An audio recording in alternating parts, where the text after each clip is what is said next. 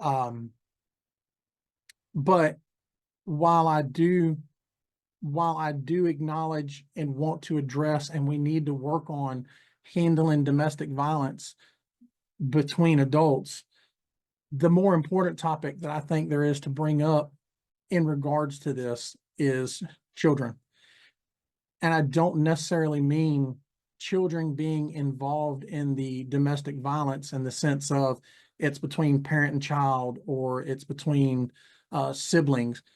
I'm talking about child victims, children that are exposed to domestic violence and have no choice but to be exposed to it. Okay. That's a problem in our society. Just a simple Google search, looking up some statistics, you'll find that between 3 and 10 million children a year in our country experience domestic violence. 10 to 20% of the children in our country experience domestic violence. I don't know about y'all. I grew up in a much different time, but I don't know how a child processes stuff like that. You know, I've said before that I come from a split home.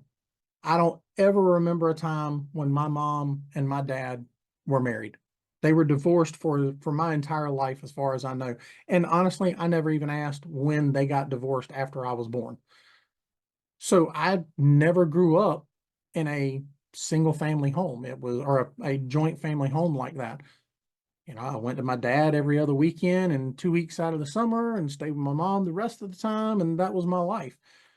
But even at that, my parents took the effort to, even though they couldn't stand each other, and I learned later on how much couldn't stand each other, even though they didn't like each other, they made sure that I knew that they loved me, and they made sure to keep their issues between them.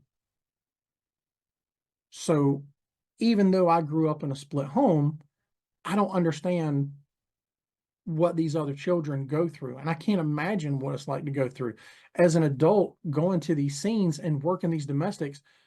I know as an adult, I don't want to hear people screaming and hollering at one another all the time.